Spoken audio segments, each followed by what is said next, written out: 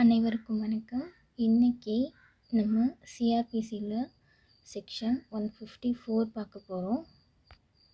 அதாவது குற்றவியல் நடைமுறை சட்டம் 1973.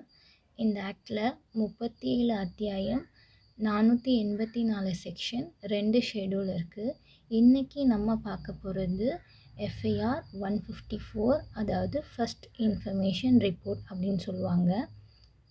ஒரு குற்றத்தால் பாதிக்கப்பட்ட நபர் தனக்கு இழைக்கப்பட்ட குற்றத்தை காவல் நிலையத்தில் பொறுப்பில் உள்ள அதிகாரியிடம் தனக்கு இழைக்கப்பட்ட குற்றத்தை கூறி அதன் மேலே நடவடிக்கை எடுக்கும் சொல்கிற அந்த தகவல் தான் நம்ம எஃப்ஐஆர் அப்படின்னு சொல்கிறோம்.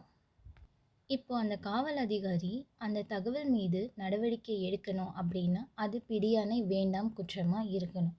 பிடியாணை வேண்டாம் குற்றம் அப்படின்னா என்னென்னு வரப்போகிற வீடியோஸில் நான் உங்களுக்கு சொல்கிறேன். இந்த முதல் தகவல் அறிக்கையை பாதிக்கப்பட்டவங்க தான் கொடுக்கணுமான்னு கேட்டிங்கன்னா இல்லை, பாதிக்கப்பட்டவங்க சார்பாக யார் வேணாலும் கொடுக்கலாம்.